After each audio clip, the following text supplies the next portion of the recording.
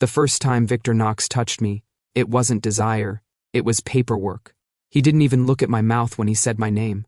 Most alphas did, like they were checking if my sarcasm had teeth. Victor Knox checked my hands instead. Blood-slicked gloves, trembling fingers, the kind of shaking that came from adrenaline and exhaustion making a dirty deal in your veins. "Remy," he said, calm as a surgeon, steady as a gun, like my name was a coordinate on a map. Outside, automatic fire stitched the night into smaller pieces.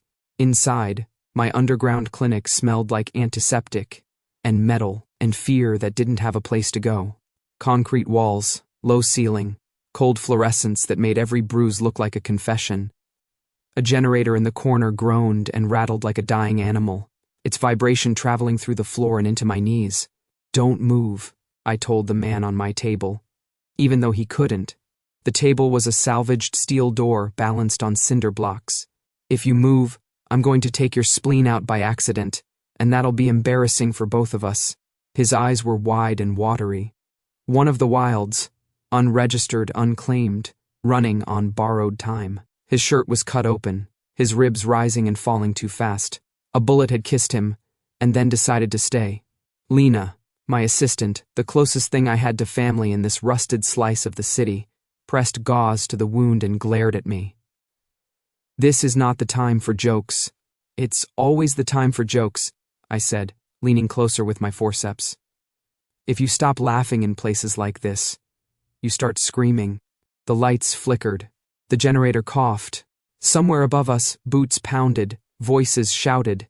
The wilds huddled in the back room, half a dozen shapes wrapped in blankets and bandages, trying to make themselves smaller than their own hearts. A loud crack rattled dust from the ceiling.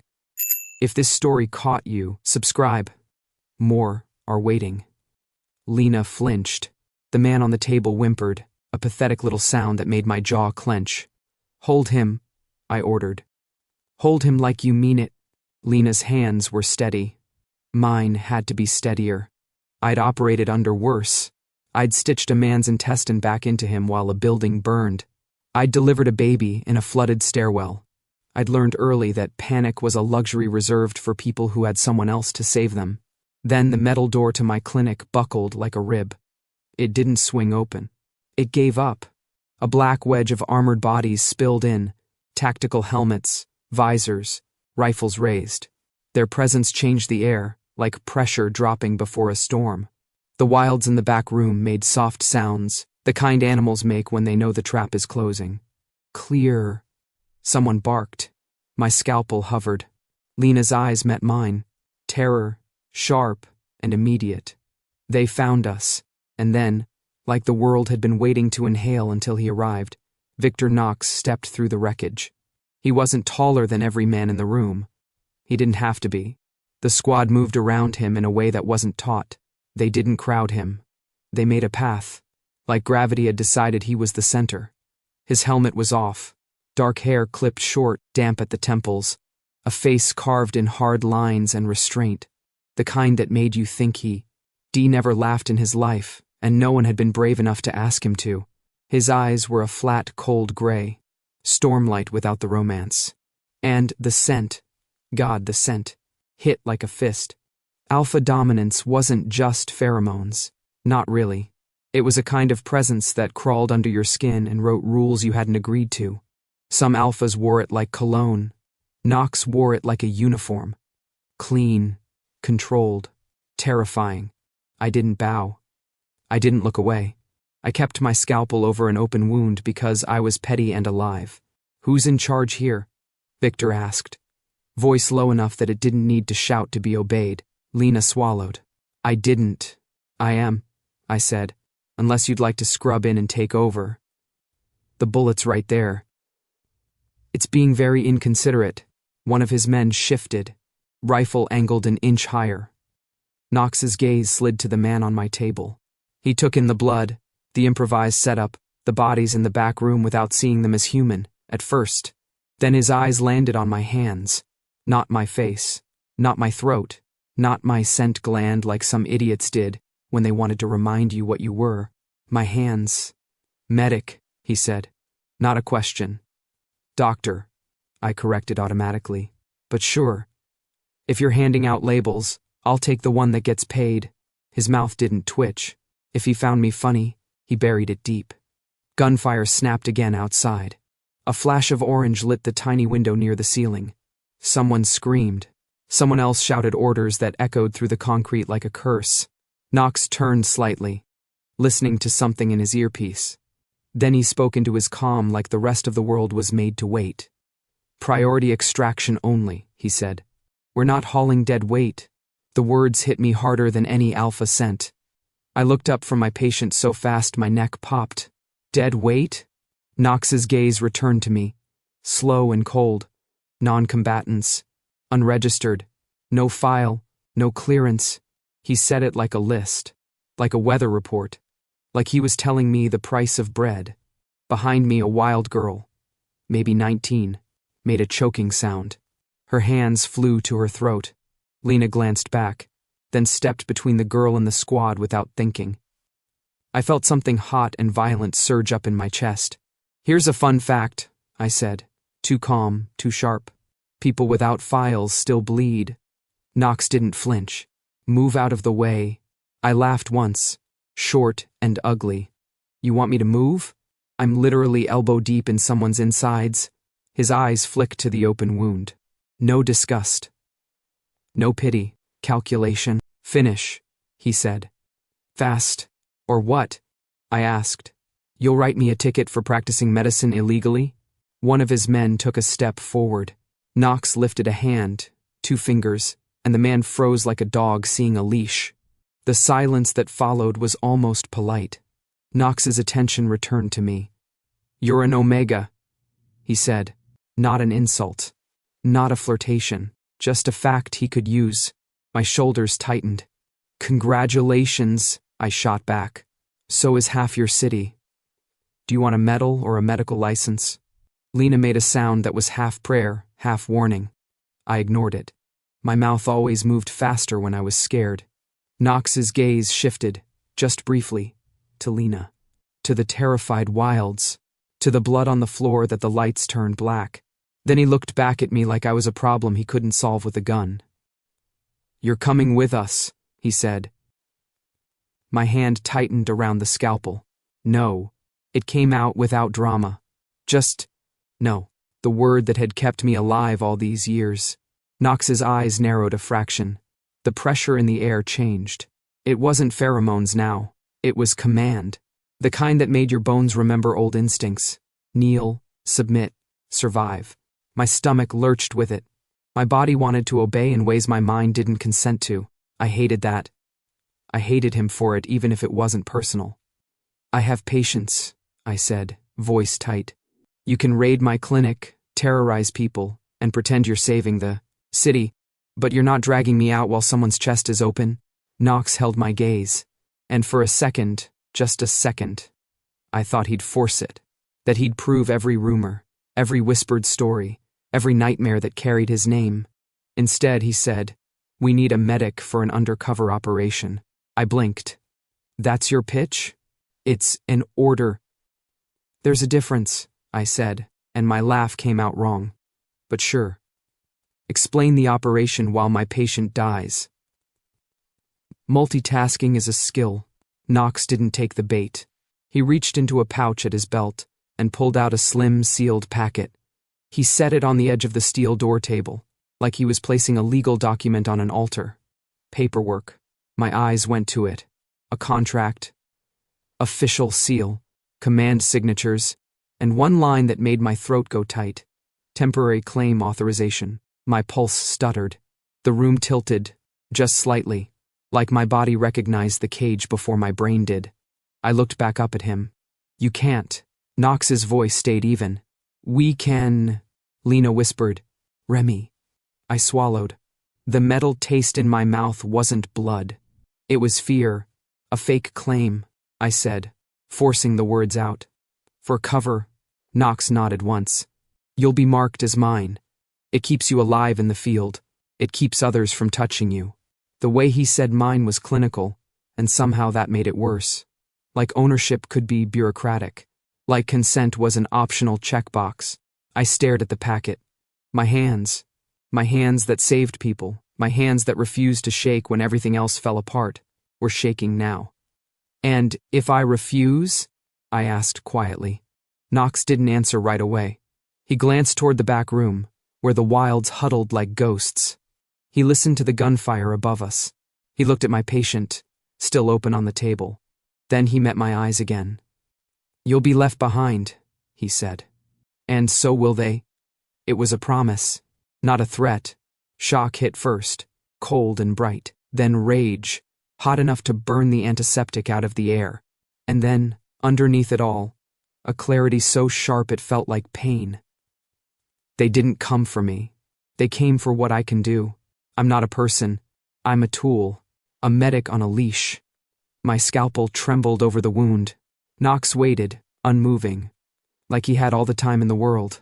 I looked down at the man on my table, at his frightened eyes, at Lena's set jaw, at the wild girl in the back room, clutching her throat like she could hold her life in place. I breathed in antiseptic and blood, and the clean, dangerous scent of VICTOR KNOX. Then I lowered my scalpel and said, through my teeth, "Fine." Knox's gaze didn't soften, but his voice dipped, almost imperceptibly. Good. I hated him for that word. I hated myself more for needing to say yes. And somewhere in the concrete, beneath the generator's dying growl and then the distant gunfire, something old and silent inside me understood the truth. This wasn't a rescue. It was a claim. The temporary headquarters smelled like nothing. That was the first thing that unsettled me. No antiseptic, no sweat, no fear soaked into the walls. Just filtered air and polished metal, and the faint ozone hum of machines that never slept. Glass partitions divided the space into neat, soulless rectangles. Everything reflected. Lights, movement, me. Like the building wanted witnesses but no responsibility. I sat at a steel table with my hands flat on its surface. Fingers spread like I was being processed instead of consulted. Across from me stood a man who didn't bother giving his name. He wore a gray uniform without insignia, hair perfectly forgettable, face arranged, in an expression that said I will outlive you and feel nothing about it. He was the system given human shape. The mouth orders came out of, so people didn't have to blame themselves. VICTOR KNOX stood to my right, not beside me, not in front of me, to the right, close enough that I could feel him, far enough that he didn't have to acknowledge it. Authorization code verified, the nameless man said. Temporary claim protocol will be enacted for the duration of Operation Black Channel. I snorted, catchy. Do we get matching jackets? No one laughed. The man tapped his tablet. This is not a bond. This is not a mating claim. This is not a completed mark. He said it like a disclaimer at the end of a pharmaceutical ad. It is a mask, he continued. A surface-level pheromonal and neurological imprint designed to present as ownership in hostile territory. I tilted my head. So, a fake marriage? VICTOR didn't react. The man paused, clearly deciding whether I was worth correcting. Think of it as identification. Oh, even better, I said, like a collar with paperwork. VICTOR shifted then. Not much, but enough that the air around him tightened. Still, he didn't look at me. His gaze was fixed somewhere ahead, jaw set, posture straight. He could have been waiting for a weather report. The claim will not include emotional linkage, the man said. There will be no mutual imprinting, no feedback loop, no permanence. Comforting, I muttered. The alpha will initiate. The omega will comply. There it was. Clean. Simple. Bloodless. I felt my shoulders lock, my body reacting before my brain could catch up. Compliance had weight. It sat in your muscles, in your spine, like gravity deciding where you belonged. And consent? I asked. The man's fingers stilled on the tablet for half a second. You are not being claimed for personal reasons. That wasn't my question. VICTOR's voice cut in, low and controlled. Remy. I looked up at him. He still wasn't looking at me. Don't, I said quietly. If this is going to happen, don't tell me to calm down. Silence, stretched. Glass walls reflected us into infinite versions of the same scene. Omega at a table, Alpha at his side, System watching. The man cleared his throat. The procedure will be brief. A medic entered, female Beta, expression carefully neutral, and set a tray on the table. Vials. A sterile applicator. A small, silver instrument that hummed softly, like it was eager. My stomach turned. "Please remove your jacket," she said. I did, because fighting now would only make this uglier later. The room was cool, but heat crawled under my skin anyway, prickling along my neck, my wrists. My body knew what was coming. It always did. Evolution was a traitor like that. Victor finally turned, just enough to angle his body away. I barked a laugh. Wow. Such chivalry. His jaw tightened. This isn't intimate? I finished. Oh, Victor, I know. This is bureaucracy. The medic cleaned the side of my neck. The antiseptic burned. I focused on the reflection in the glass, my own face pale but defiant, eyes sharp with the kind of anger that didn't scream. "The Alpha will place his hand here," the man instructed, gesturing. "The imprint will follow." Victor stepped closer. The moment his hand hovered near my skin, the air changed. Heat slammed into me, sudden and invasive. My breath caught. Every nerve lit up like I'd been struck with static. My hands clenched against the table as my body betrayed me, leaning, just slightly, toward him. I hated that most of all. Victor's hand settled against my neck. Not possessive, not gentle. Professional. The instrument hummed louder. Light flared. Something cold pressed, then heat, then a crawling sensation that made my vision blur. I sucked in a sharp breath. My knees trembled. Heart rate elevated, the medic said. "Expected." "Lucky me," I muttered. "Is there a gift registry, or do we just traumatize each other quietly?" The imprint burned. Not pain exactly, but intrusion, like someone had rewritten a line of code I hadn't given them access to. Sweat beaded along my spine. My teeth chattered once, traitorous. Victor didn't look down, didn't say my name. When it was over, the heat receded in jagged waves, leaving me cold and buzzing and furious. The man nodded. "The mask is active. You will present as claimed by Commander Knox. This will deter interference." I rolled my shoulder, swallowing the nausea. "Congratulations," I said to Victor. "We're married by instruction manual." He finally met my eyes then. For just a second, there was nothing triumphant there. Nothing pleased. Just something tight and unreadable, like a rule he didn't enjoy enforcing. "This changes nothing," he said. I laughed softly, exhausted and sharp. That's what they all say. Inside, though, beneath the humiliation and the heat and the carefully packaged control, a single thought settled in my chest like a warning flare. If this was nothing, then I didn't want to know what something felt like. The city at night looked like it had been bruised and then polished to hide it. Neon bled down wet brick walls in pinks and sickly blues. Rain fell in thin, patient sheets, turning the street into a mirror that reflected everything without promising to remember it. The kind of night where you could disappear if you knew which shadows to trust. I didn't. I sat in the back of an unmarked armored vehicle, jacket zipped to my throat. Hood up, hands tucked between my knees like a child pretending not to be afraid. The temporary claims sat on my skin like a brand that hadn't decided whether it wanted to hurt or own.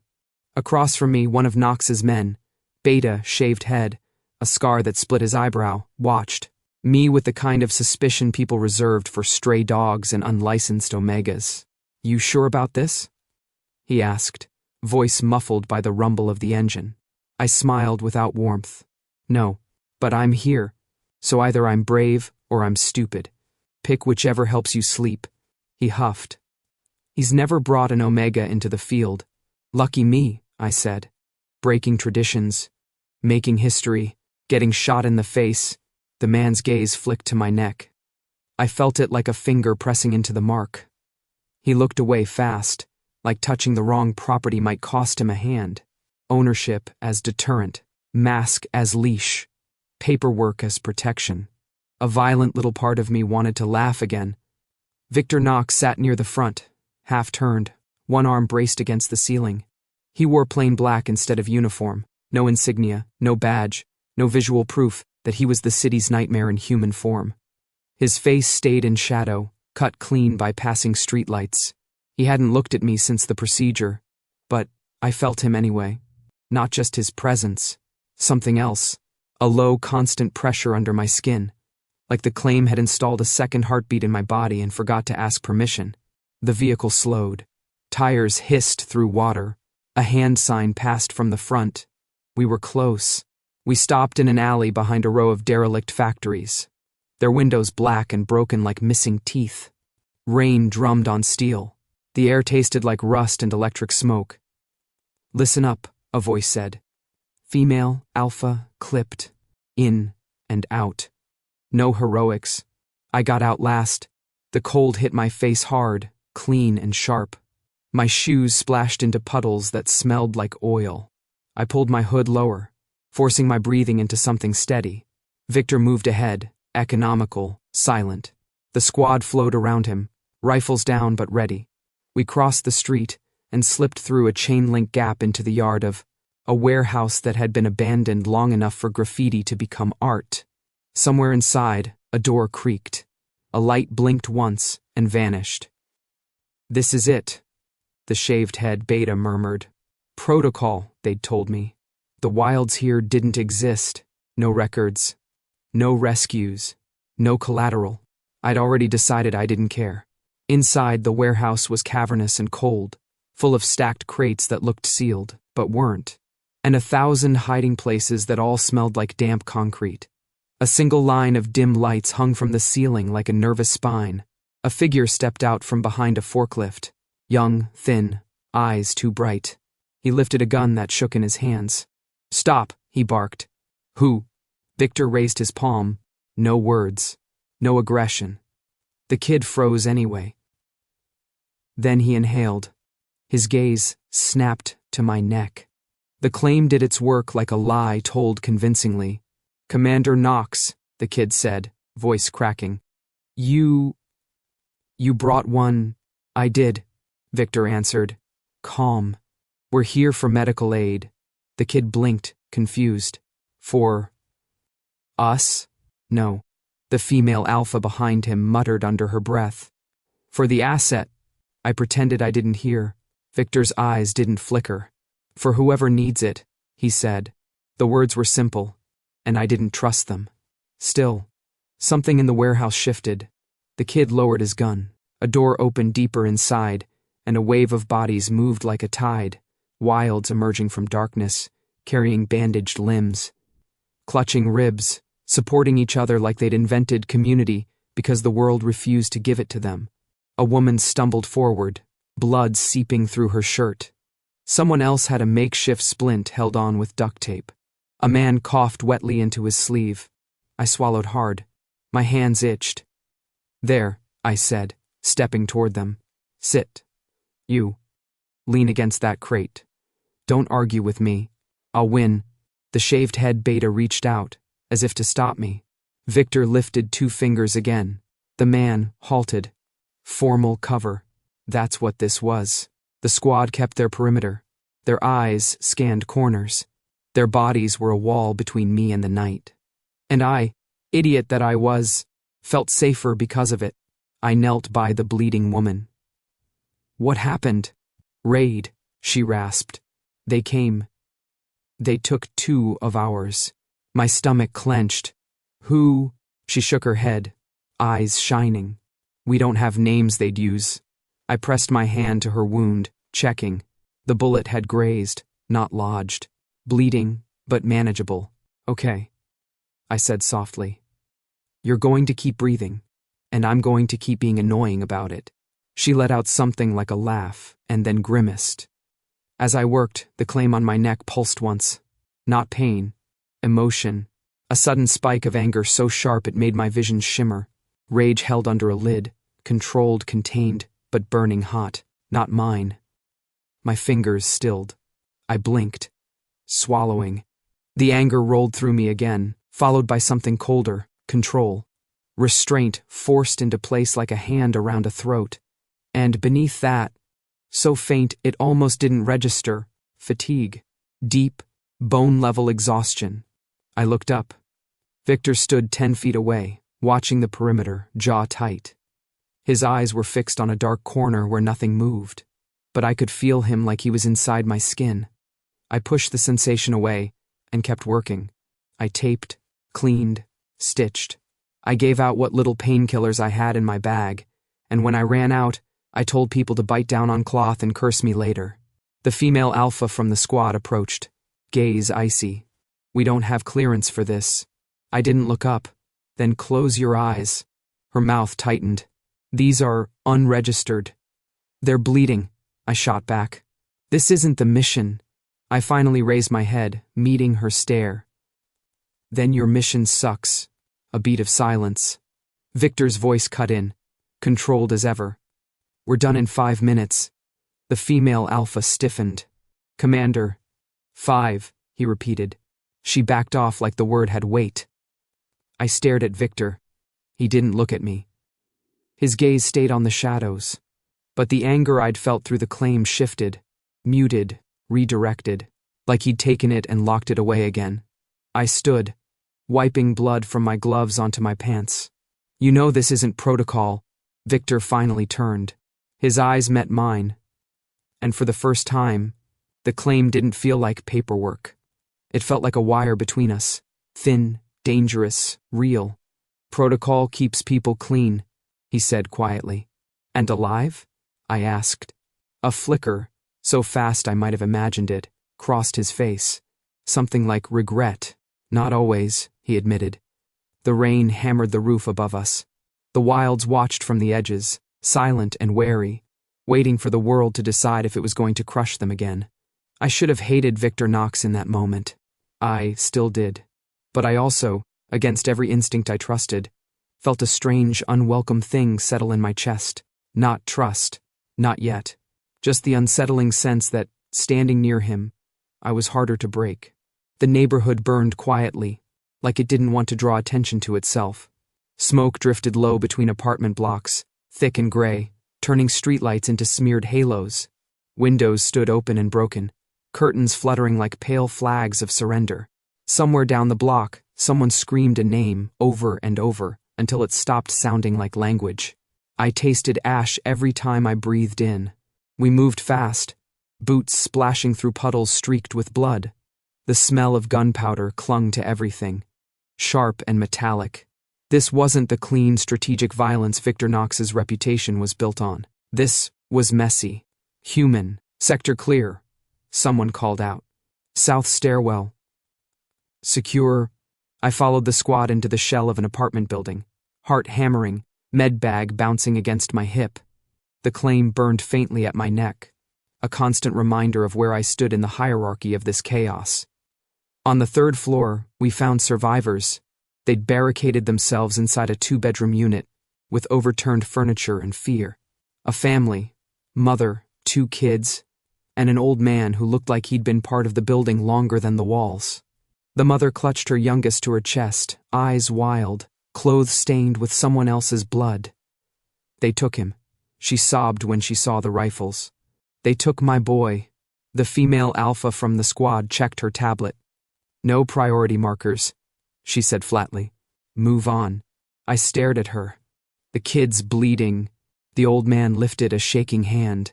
"Please." I knelt without asking permission. The teenager lay on the floor behind the couch, maybe 15, maybe 16.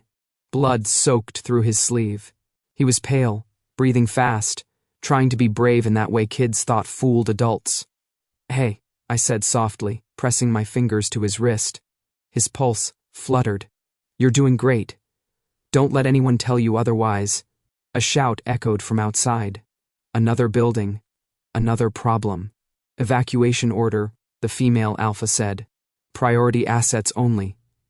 "We don't have time." I looked up. "He needs 10 minutes. She shook her head. "He needs a file." Something ugly twisted in my chest. "Commander Knox," she said into her comm, requesting confirmation. Victor stepped into the room, soot marking the edge of his jaw. His eyes swept the scene in seconds. Positions, exits, threats. then landed on the boy. Status? He asked. Non-priority, she answered. No clearance? I rose to my feet, hands already stained red again. He'll bleed out in less than 20 if we move him like this.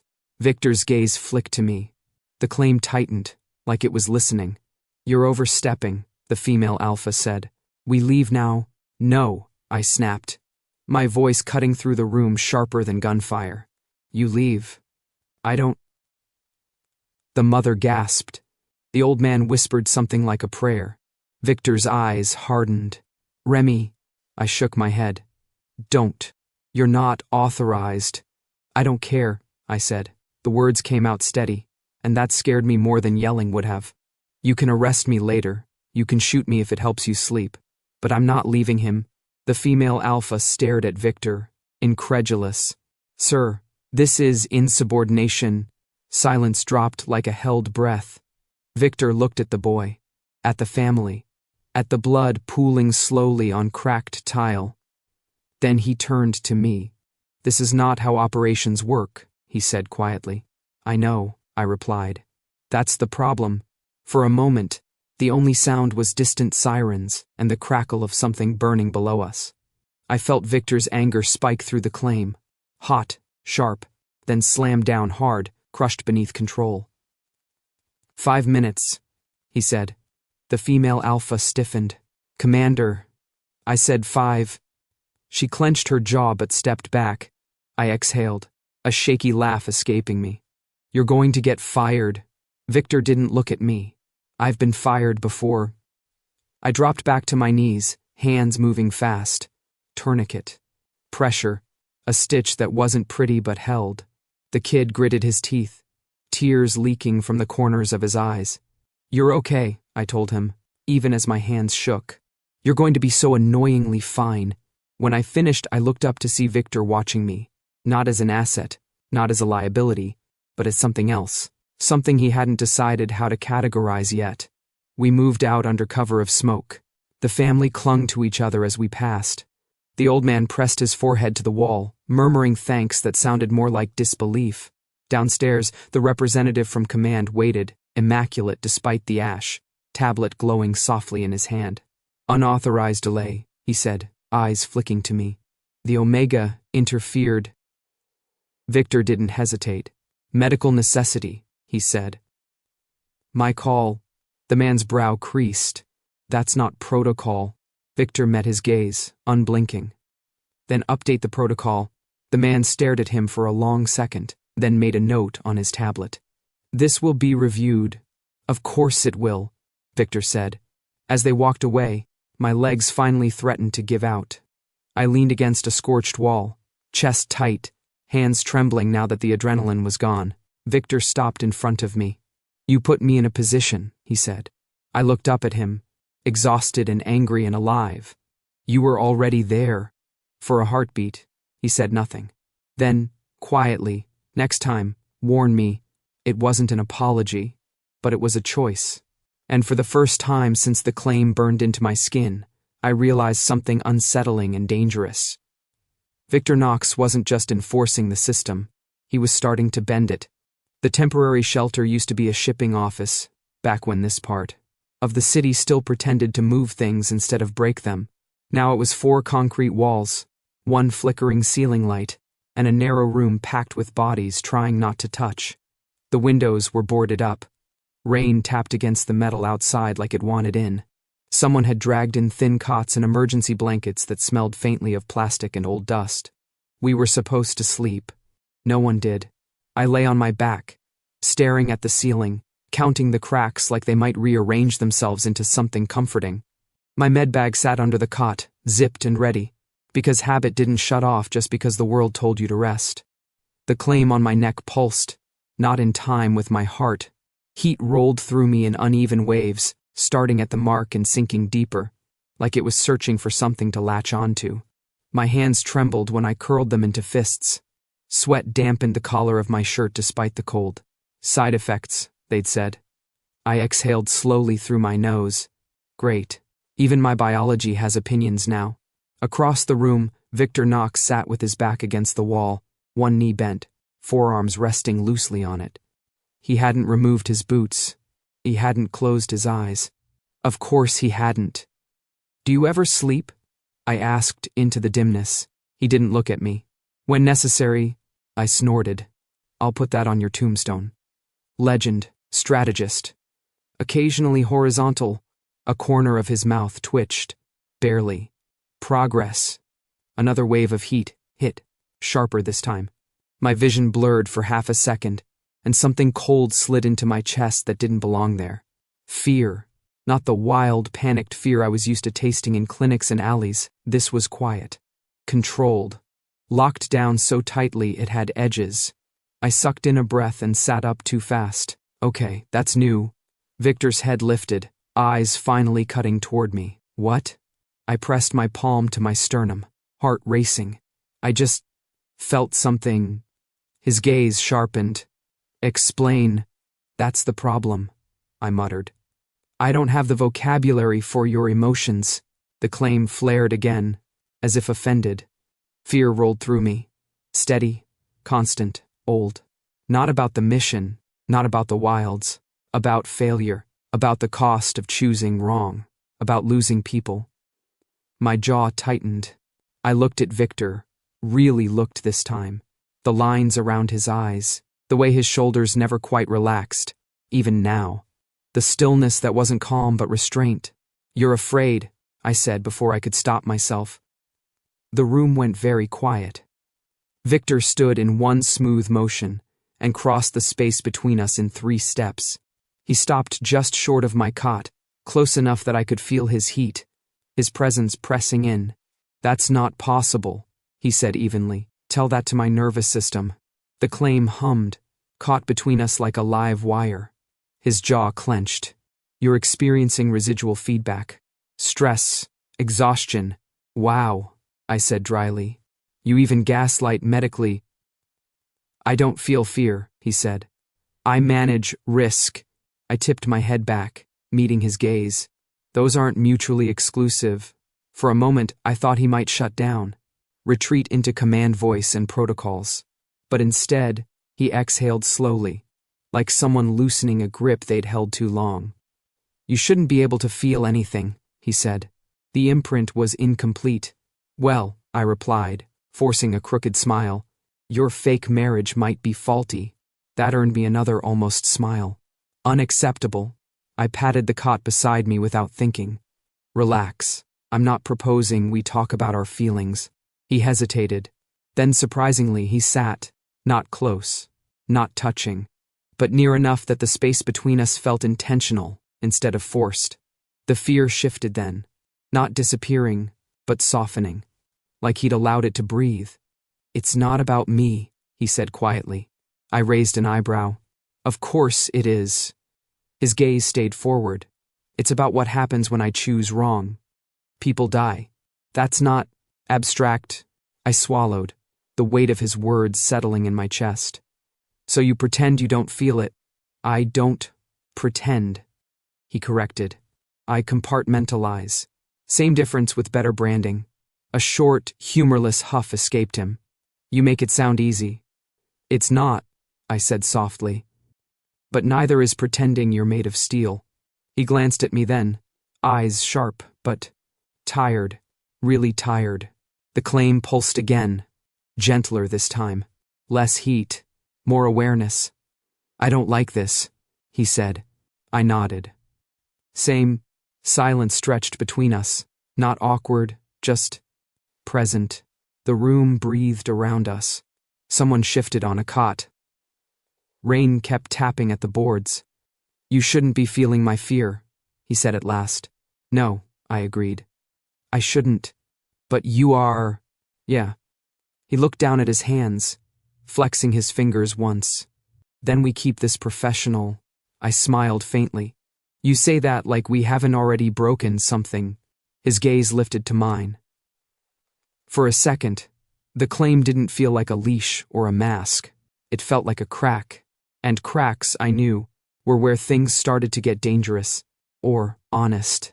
The roof of the headquarters smelled like rain and hot metal. Below us the city pulsed. Sirens, distant gunfire, the low hum of generators trying to keep something alive that didn't want to be.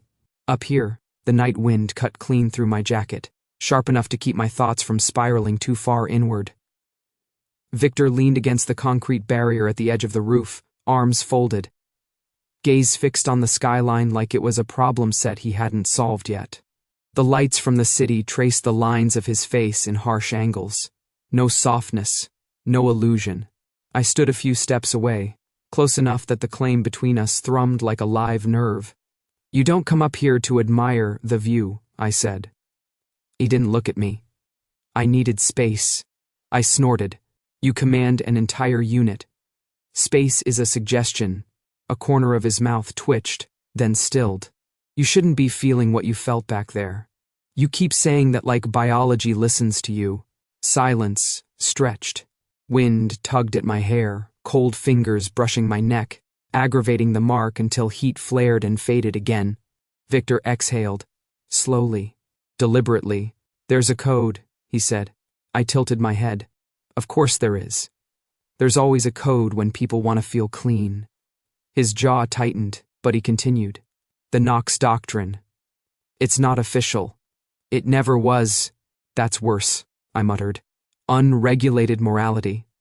He shot me a look then, sharp, warning, but didn't interrupt. "I was 19 when I wrote it," he said. "Young.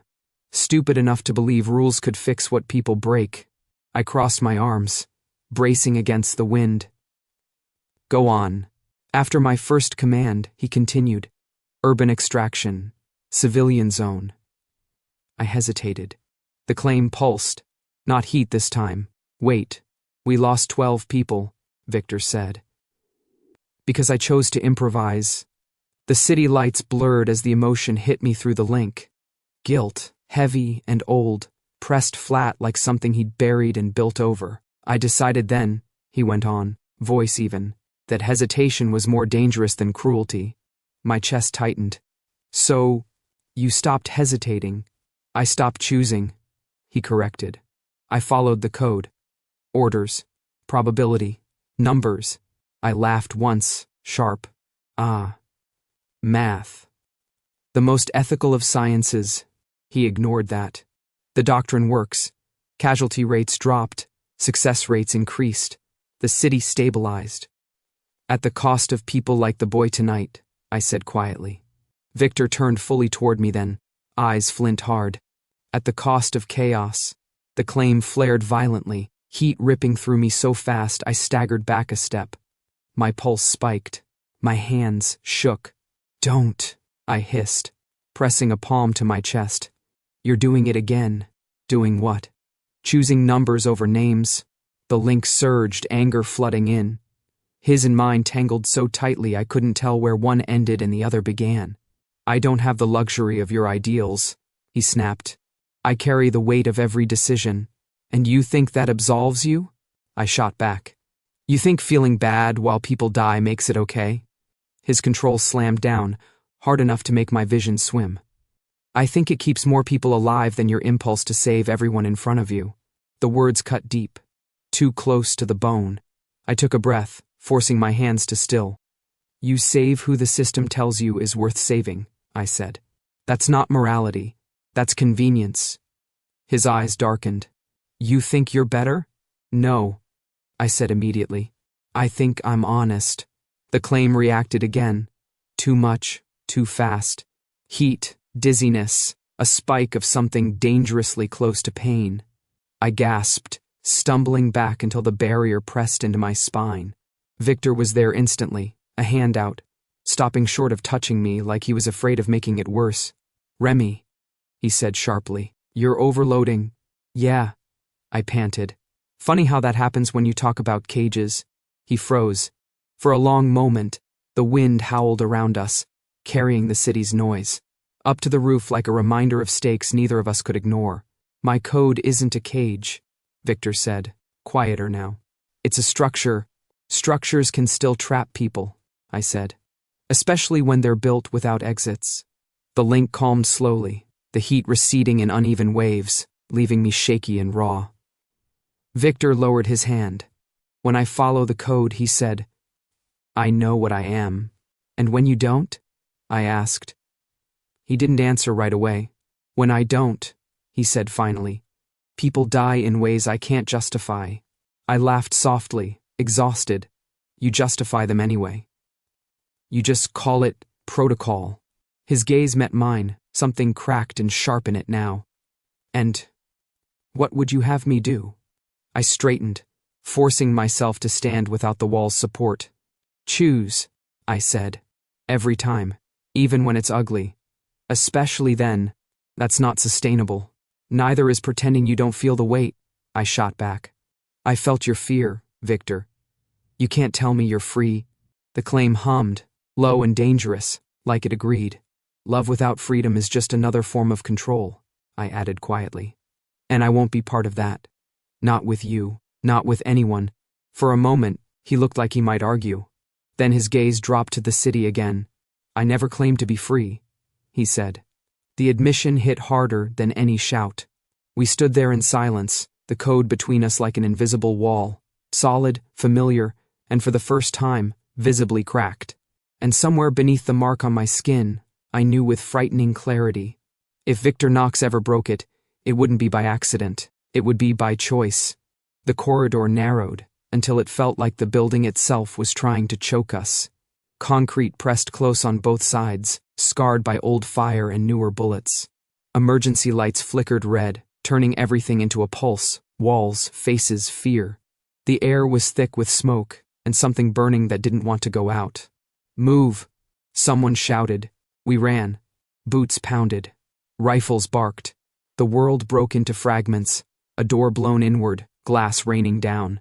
A body slumping against the wall like it had forgotten how to stand. I stayed low, medbag slamming against my hip, lungs burning. The claim at my neck was hot now, too hot, like it was waking up from a long, irritated sleep. This is a trap, I yelled over the gunfire. Victor was 3 steps ahead of me, issuing commands with the same calm precision he always had. Flank left. Smoke out the rear. 2, calm. The first explosion went off behind us, close enough that the shockwave punched the air out of my chest. I stumbled, caught myself on the wall, ears ringing. Remy, Victor barked. Another blast cut me off. The corridor filled with dust and screams. And then I felt it. Not heat. Not pressure. Pain. Sharp and foreign, slicing through my chest like a blade I hadn't seen coming. I gasped, doubling over, fingers clawing at my shirt. The world tilted violently. That's not, I choked. That's not mine, the claim screamed. Not metaphorically, not poetically. It screamed. A full, violent surge that slammed through me and rewrote every rule I thought I understood. My vision blurred white at the edges. My heart thundered like it was trying to escape my ribs. Victor, I knew without seeing him. I forced myself upright, stumbling forward against the flow of retreating soldiers. Smoke stung my eyes. Somewhere ahead, a man shouted Victor's name, panic finally cracking through the discipline. I found him half collapsed against a doorway, blood dark and slick against. His side, soaking through his uniform faster than it should have. The sight hit me like a physical blow. No, I breathed. Victor's face was ashen, jaw clenched hard enough that I could hear his teeth grind. One hand pressed to his ribs, the other braced against the wall. His eyes snapped to mine, and for the first time since I'd met him, there was no command there. Just pain. Don't stop, he said, voice tight. Get back. I dropped to my knees beside him, hands already moving. Shut up. Gunfire cracked closer now. The corridor shook as something heavy detonated above us. This wasn't supposed to. He sucked in a sharp breath as my fingers pressed against the wound. The bullet had torn deep, too deep. And then the claim changed. It wasn't a pulse anymore. It was a flood. His pain crashed into me raw and overwhelming, dragging emotion with it. Fear not of death but of failure, of leaving people behind, of the consequences he wouldn't be there to manage. My own breath hitched as our heartbeats stuttered into something dangerously close to sync. This is wrong, I whispered, shaking. This isn't a surface imprint. Victor's hand tightened on my wrist, Not in dominance, not in command. In desperation. Finish it, he said hoarsely. Complete the mark. It'll stabilize the link. The words landed like a slap. I stared at him, at the blood, at the way the corridor seemed to close in tighter, louder, angrier. Finish the mark. Seal it. Make it real. My body reacted instantly. Heat flaring, instincts surging, the ancient pull of omega biology screaming, "This is what you're for." The claim surged again, urging completion like a lock begging for its key. And underneath it all, something quieter spoke. "This isn't an order." I met Victor's gaze, my hands trembling. "You don't get to decide that." His eyes widened. "Just a fraction." "Remy," he said. And my name wasn't a command this time.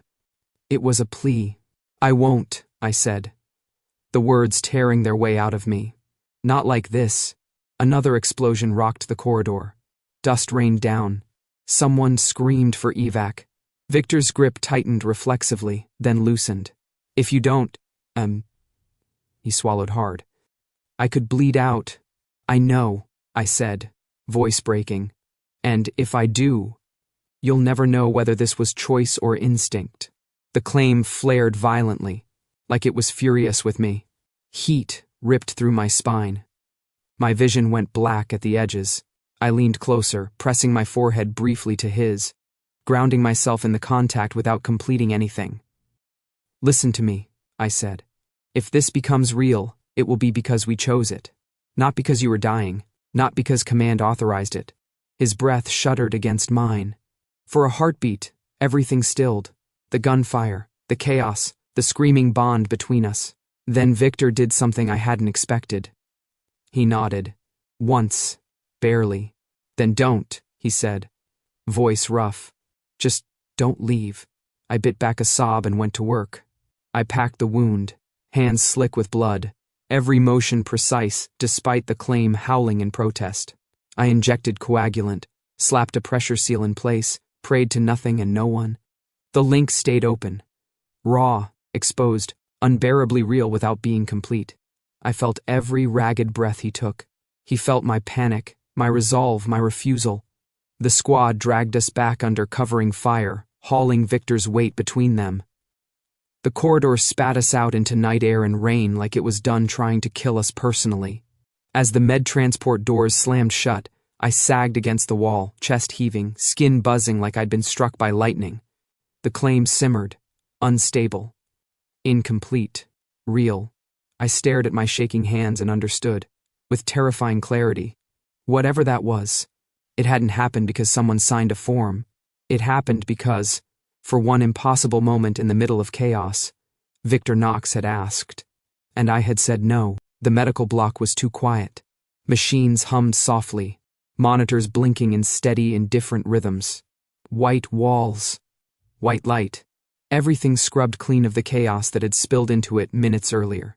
The kind of place where pain was catalogued and fear was reduced to numbers on a screen. Victor lay on the bed, chest wrapped tight, and 4 threaded into his arm. The bullet hadn't killed him. Skill, luck, and stubborn refusal had negotiated a ceasefire. I stood at the foot of the bed, arms crossed, my med bag abandoned on the floor like I might not need it anymore. No one else was in the room. No command. No witnesses. No code. The claim between us was quiet now, but not gone. It lingered, stretched thin and unstable, like a wire pulled too tight and waiting to snap. "You should have finished it," Victor said. Not an order. Not even a request. An observation. I exhaled slowly. "You don't get to say that like it was a checkbox." His gaze was fixed on the ceiling, jaw tight. It would have stabilized the feedback and erased the choice. I shot back. "Convenient." He turned his head then, finally looking at me fully. No armor, no command voice, just exhaustion carved deep enough that it softened the sharpest edges of him. "I was bleeding out," he said. "I know," I replied quietly. "I was there." Silence settled, thick and heavy. The machines filled it with their soft beeping, like they were keeping count of something neither of us wanted to name. "You felt it," he said after a moment. "The activation." "Yes." "And you still refused." "Yes." His throat worked. Why? I stepped closer, stopping just out of reach. The instinct to touch, to soothe, to finish what biology had started, buzzed under my skin like a bad idea that wouldn't shut up. Because if I'd completed it, I said, you'd never know if I chose you, or if my body chose survival. His eyes darkened. And that matters to you. It's the only thing that matters, I said. The claim pulsed once, sharp and painful, like it didn't appreciate being left out of the conversation. Victor's fingers curled against the sheet. You think I would have taken advantage of that? I think you would have told yourself it was necessary, I replied. That's worse. He went very still. For a long moment, I thought he might argue, that he'd fall back on logic and doctrine and probability like he always did. Instead, he said nothing. The silence stretched. It pressed in harder than any alpha presence ever had. I won't accept a mark that cages me, I continued, forcing the words out while I still could. Not even from you. His eyes flicked up. Even from me. Especially from you, I said. You're too good at justifying cages. The words landed. I felt them land through the link. Felt something shift, recoil, tighten. What do you want then? He asked. I took a breath that tasted like antiseptic and rain and everything I was afraid to lose. I want you to choose, I said. Not under fire, not bleeding. Not because command signed off on it. He frowned. Choose what? I met his gaze. Me. Or your code. The room seemed to hold its breath. That's not a fair question, he said slowly. I smiled without humor. Neither is claiming someone without consent. His jaw tightened. He looked away, staring at the far wall like it might give him an answer.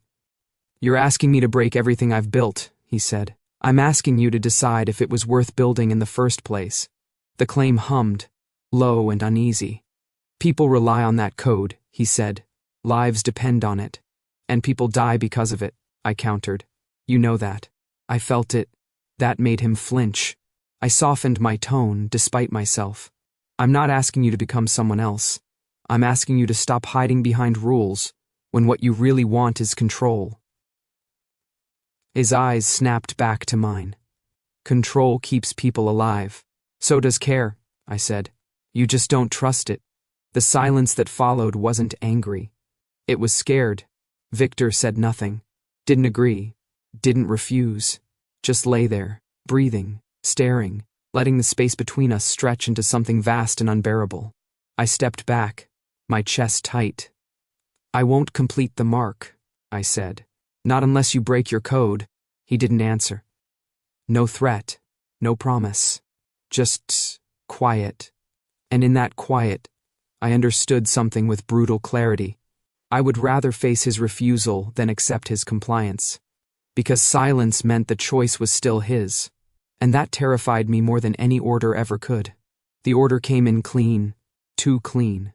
Proceed with extraction. Priority assets only. Collapse the perimeter after sweep. The words slid across the comm channel like a blade wrapped in silk. No room for interpretation, no margin for mercy. The kind of directive VICTOR KNOX had built a life on obeying. We were inside the factory district again. Another concrete throat, another maze of corridors designed to trap sound and people. Fire licked up the sides of loading bays. Sirens wailed somewhere close enough to rattle my teeth. Victor stood at the center of it, armored and upright, wound sealed beneath fresh plating. He looked whole, command ready, untouchable. I watched his face as the order landed. The claim stirred, not heat this time, not pain. Anticipation, like the Bond knew this was a moment that mattered. Confirmed, the female alpha said. We move now. Below us, in a lower annex marked non-essential, figures were pinned. Down, civilians, wilds, the ones without names that fit in reports. I could hear them. Coughing, crying. A child's thin, hoarse scream that cut through the chaos like glass. My fingers tightened around my medbag strap. Victor didn't answer. Commander? The alpha pressed. He looked down the corridor that led away from the extraction route. Toward the screams. Toward the lives that didn't count. For a second, the city seemed to hold still. I said, confirm. The voice from command snapped through the comm. We don't have time for heroics. Victor lifted his hand, 2 fingers. The squad froze, not by protocol, not by command. By habit, by trust, they'd never questioned. We're rerouting, he said. The comm crackled. That is not authorized. We have injured non-combatants, Victor continued, voice steady. We're extracting them. That's a direct violation. I'm aware. My heart slammed so hard I thought it might crack a rib. The claim surged, sharp and bright, flooding me with something I'd never felt from him before. Relief. Fear. Resolve. Commander Knox, the voice said, suddenly cold. Stand down. Victor turned his head slightly, eyes meeting mine across the smoke-filled corridor. This wasn't an order. It wasn't a plea. It was a decision. Remy, he said. Get ready. I swallowed hard. You understand what this means. Yes. You'll lose command. Yes. Your doctrine isn't saving them, he finished. The female alpha stared at him. Sir, this will end your career. Victor didn't look at her. Then it ends. The claim didn't roar. It didn't burn. It settled.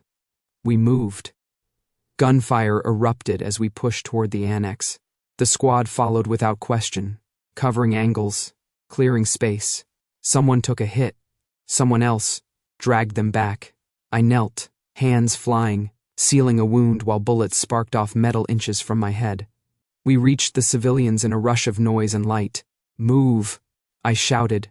If you can walk, you walk. If you can't, grab onto someone who can. A woman collapsed into my arms, sobbing.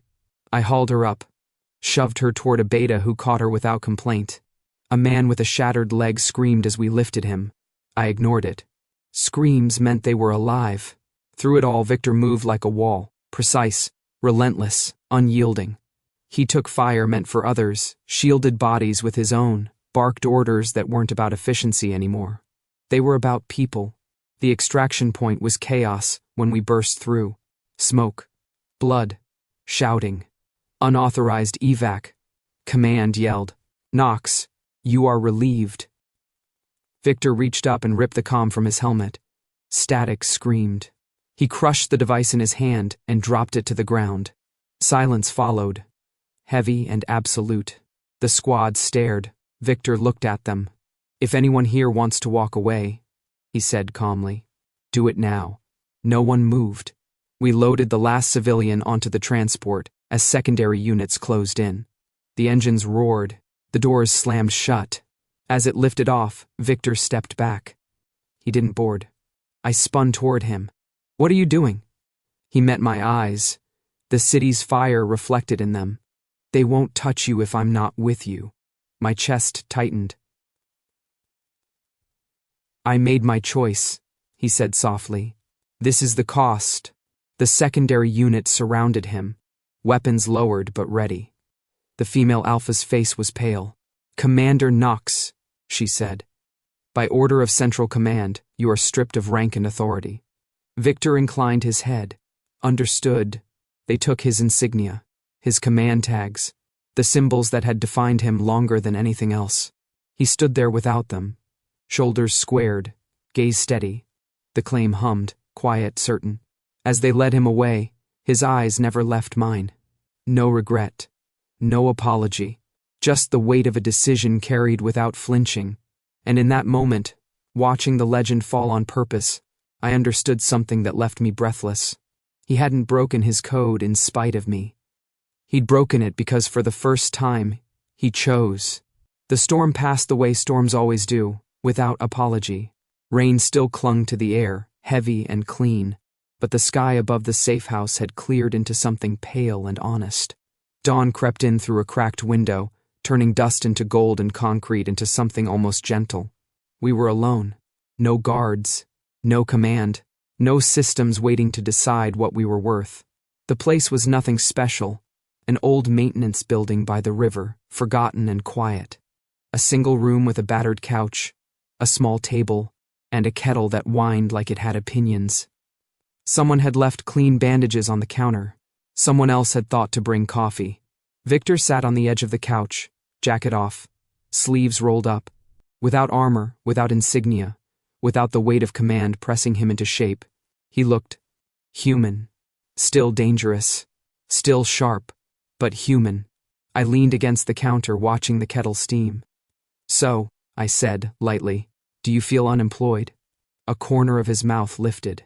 Temporarily between positions, I snorted. "That's a very polite way to say, fired spectacularly. I prefer liberated." I poured the coffee, handed him a mug. Our fingers brushed. The claims stirred, not urgently, not violently. Just present, waiting. We stood there in the quiet, the kind that didn't demand anything. The machines were gone. The city was far enough away that its noise softened into something distant and survivable. Victor spoke first. "I broke the code," he said. I nodded. I noticed. It didn't feel like I thought it would. No chains rattling, no lightning from the heavens. His mouth twitched. More silence. "Yeah," I said softly. "Freedom's like that. Terrifyingly quiet." He studied me for a long moment, gray eyes stripped of command and calculation. "I don't regret it." The claim pulsed, warm, steady. "I know," I replied. "I felt that too." He set the mug down carefully, like the moment deserved precision. Then he turned fully toward me. "This time," he said, voice low but clear, "I won't touch you unless you ask." My breath caught, not from instinct, not from heat. From choice. "Victor," I said, and his name didn't feel sharp anymore. "I need you to understand something." He nodded once. "Then tell me." "If I accept a mark now," I continued, "it won't be because I need protection, or survival, or cover. I know, it won't make me yours." His gaze didn't waver. "No. And it won't make you mine," I added, unable to stop a small smile. "I don't have the temperament for ownership." That earned me a quiet huff of laughter. Noted. I pushed off the counter, closing the distance between us until the air felt charged. Not with dominance, not with biology, but with something fragile and real. "What I'm agreeing to," I said, "is a partnership. Two people choosing each other every day. No doctrine, no leash." Victor lifted his hand, but stopped short, palm open, waiting. Then, he said carefully, "I'm asking, not claiming, not ordering, asking." The difference settled into my bones like warmth after cold. I took his hand and guided it to my neck. The claim flared, not violent, not overwhelming. It unfolded, responding not to instinct, but to consent. Heat spread in a slow, controlled wave, threading through me without drowning me in it. Victor exhaled, shaky. "Still okay?" I smiled. "Ask me again in a minute." He laughed softly, forehead resting against mine. The mark sealed, not as a cage, but as a bridge. I felt him fully then, not fear, not control, but presence. Steady, open, chosen. When it settled, the world didn't change. But I did. We sat together on the couch, shoulders touching, coffee growing cold between us. "So," I said after a moment, "what does a fallen legend do now?" Victor considered that. "Learn how to live without orders." "Good luck," I said. "I'm terrible at following instructions." He smiled, really smiled, and leaned back. "I've noticed." Outside, the river moved on, unconcerned with codes and systems and the shapes people tried to force themselves into. Light spilled across the floor, warm and ordinary. I rested my head against his shoulder, the claim quiet and content. Not binding, not demanding. Just there. Until now, I survived. Now I chose.